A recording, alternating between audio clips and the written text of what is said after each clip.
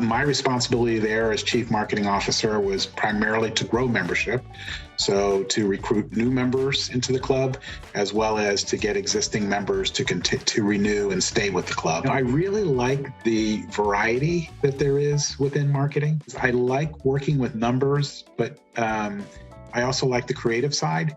And marketing can be a mix of both. And that's where I learned that marketing was more than just advertising. Anywhere between 200 to 300,000 for a chief marketing officer. If you want to volunteer as a way to actually get some experience in marketing, that's a great way to get started. They came with an attitude that education was really important in order to get ahead. I came back home for the summer and the only job I could get was washing dishes. Before that, I had never stepped inside of an office building. You have to speak two languages. You kind of have to know the, quote unquote mainstream culture as well as, whatever your own culture is.